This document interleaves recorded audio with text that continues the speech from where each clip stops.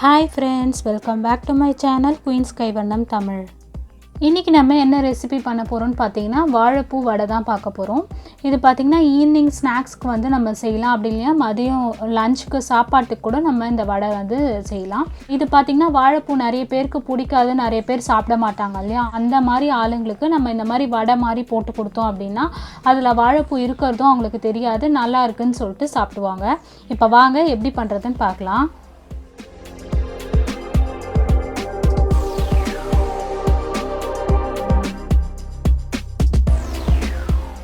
First வாழைப்பூவை clean பண்ணி எடுத்துக்கலாம். வாழைப்பூவில் பார்த்திங்கன்னா நல்ல கனமாக ஒரு நரம்பு மாதிரி இருக்கும், அதே மாதிரி மழுன்ட்டு ஒரு பெட்டல் மாதிரி இருக்கும். அது ரெண்டுத்தையுமே எடுத்துடணும், நம்ம எல்லா பூலேருந்தும் அது ரெண்டுத்தையும் எடுத்துடணும். ஆனால் வந்து அந்த மெலிசாக நரம்பு இருக்கும் அதெல்லாம் யூஸ் பண்ணலாம், அந்த கனமாக இருக்கிறது மட்டும்தான் எடுத்துடணும். இப்போ நான் வீடியோவில் பார்த்தீங்கன்னா தெரியும், அது ஒரு மாதிரி கனமாக இருக்கும், அது வந்து நம்ம வேக வச்சாலும் வேகாது, அதனால தான் அதை ரெண்டுத்தையும் எடுத்துடணும். எடுத்து எல்லாமே க்ளீன் பண்ணி வச்சுருக்கேன் நான்.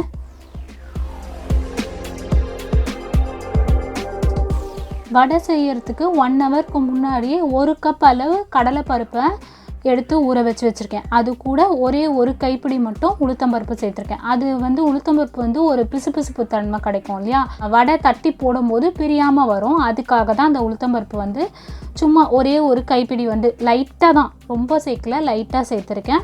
1 கப் அளவு கடலைப்பருப்பு எடுத்திருக்கேன். இதுக்கு வந்து ஒரு 2-3 வாட்டி அந்த பருப்பை நல்லா கழுவிட்டு 1 ஹவராக ஊற வச்சுருக்கேன். இந்த பருப்பை மீடியம் சைஸ் வெங்காயமாக ஒரு 2 வெங்காயமாக ஃபைனாக சாப் பண்ணி வச்சுருக்கேன். நல்லா ஒரு துண்டளவு பெரிய துண்டளவு இஞ்சியை வந்து தோல் சீவி வச்சுருக்கேன்.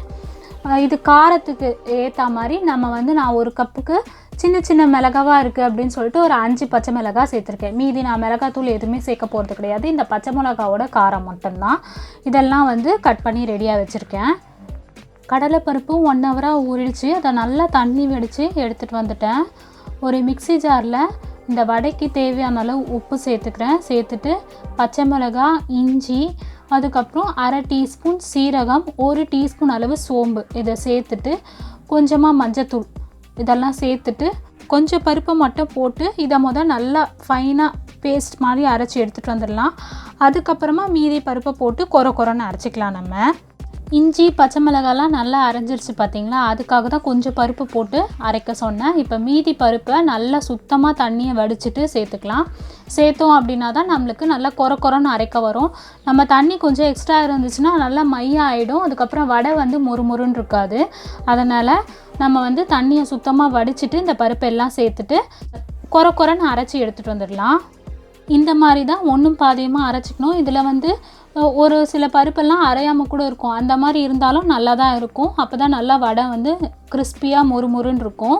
இந்த மாதிரி அரைச்சி எடுத்துகிட்டு வந்துக்கலாம். இதை வந்து ஒரு பவுலில் சேர்த்துக்கிறேன்.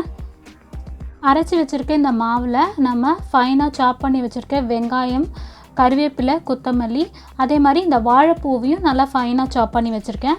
இதெல்லாம் சேர்த்து நல்லா மிக்ஸ் பண்ணிக்கலாம். வெங்காயம் வந்து ஒரு மீடியம் சைஸ் வெங்காயம் 2 கட் பண்ணி வச்சுருக்கேன். கொஞ்சம் கருவேப்பிலை அதிகமாக சேர்த்துக்கலாம். அதே மாதிரி கொத்தமல்லியும் ஃபைனாக சாப் பண்ணி வச்சுருக்கேன். இதெல்லாம் நல்லாவே மிக்ஸ் பண்ணிக்கலாம். கொஞ்சம் உதிரியாக இருக்கிற மாதிரி தான் இருக்கும், ஆனால் வெங்காயத்தில் இருக்க தண்ணிலாம் சேரும்போது உங்களுக்கு கரெக்டாக இருக்கும். ஒரு கடாய் வச்சு அதில் எண்ணெய் ஊற்றி வச்சுருக்கேன். எண்ணெய் நல்லா சூடாகட்டும். எண்ணெய் நல்லா மீடியம் ஃப்ளேமில் வச்சு சூடு பண்ணி வச்சுக்கணும். மாவு பார்த்திங்கன்னா நல்லா கரெக்டான கன்சிஸ்டன்சியில் இருக்குது. அந்த வாழைப்பூ வெங்காயம்லாம் சேர்ந்து நல்லா பிசைஞ்சு வரும்போது அதுலேருந்து கொஞ்சம் தண்ணி விட்டு வரும் இல்லையா, அந்த தண்ணியிலேயே இந்த மாவு வந்து கரெக்டாக இருக்குது. இந்த மாதிரி ரவுண்டாக பால்ஸ் மாதிரி பிடிச்சி வச்சுக்கிட்டோம் அப்படின்னா எண்ணெய் சூடானவுடனே நம்ம இதை வந்து தட்டி போட்டுக்கலாம்.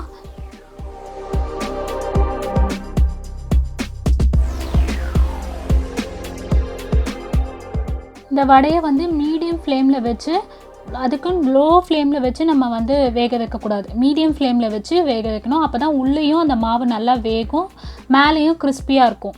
லோ ஃப்ளேமில் வச்சு நம்ம அந்த வடையை சுட்டு எடுத்தோம்னா எண்ணெய் கோத்துக்கின மாதிரி இருக்கும். அதனால் மீடியம் ஃப்ளேமில் வச்சுட்டு நம்ம வந்து இதை வந்து நல்லா 2 பக்கமும் நல்லா மொறுன்னு செவந்து வர மாதிரி அந்த எண்ணெயோட பபிள்ஸ்லாமும் அடங்கிடும். அந்த ஸ்டேஜில் இந்த மாதிரி எடுத்துக்கலாம். நம்ம இன்னொரு வாட்டி போடலாம் நம்ம வடை.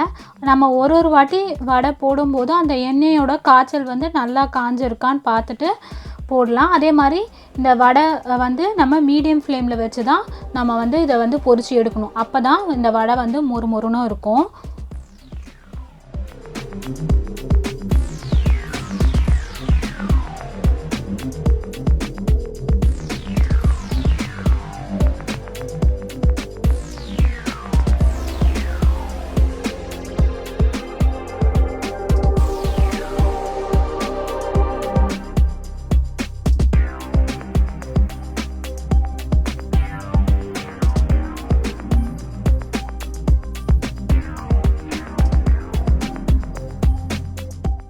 வாழைப்பூ வடை நல்லா சுட சுட ரெடி பண்ணிட்டோம். இது பார்த்திங்கன்னா நல்லா கிறிஸ்பியாக இருக்கும். வாழைப்பூ பிடிக்காதவங்களுக்கு கூட இந்த வடை வந்து நல்லா பிடிக்கும். ஏன்னா நல்லா கிறிஸ்பியாக மொறுமொறுன்னு இருக்கிறதுனால எல்லாருமே விரும்பி சாப்பிடுவாங்க. கிட்ஸ்லேருந்து பெரியவங்க வரைக்கும் எல்லாருமே விரும்பி சாப்பிடுவாங்க. இதே மாதிரி நீங்கள் ட்ரை பண்ணி பாருங்கள். ட்ரை பண்ணிவிட்டு எங்களுக்கு கமெண்ட் பண்ணுங்கள். இது வந்து இந்த 1 கப் கடலைப்பருப்புக்கு இப்போ நான் சொன்ன மெஷர்மெண்ட் வந்து எல்லாமே பர்ஃபெக்டாக இருந்துச்சு. டேஸ்ட் பண்ணி பார்த்தேன், எல்லாமே பர்ஃபெக்டாக இருக்குது. ட்ரை பண்ணிவிட்டு எங்களுக்கு கமெண்ட் பண்ணுங்கள். இந்த வீடியோ உங்களுக்கு பிடிச்சிருக்கு, யூஸ்ஃபுல்லாக இருந்துச்சு அப்படின்னா இந்த வீடியோக்கு ஒரு லைக் பண்ணுங்கள், உங்கள் ஃப்ரெண்ட்ஸ் கூட ஷேர் பண்ணுங்கள். இப்போ தான் எங்கள் சேனலை புதுசாக பார்க்குறீங்க அப்படின்னா கீழே இருக்க சப்ஸ்கிரைப் பட்டன் ப்ரெஸ் பண்ணிவிட்டு பக்கத்தில் இருக்க பெல் பட்டன் ப்ரெஸ் பண்ணிக்கோங்க. அப்போ தான் நாங்கள் ரெகுலராக போடுற வீடியோஸ் உங்களுக்கு நோட்டிஃபிகேஷனாக கிடைக்கும். தேங்க்யூ. பாய் பாய்.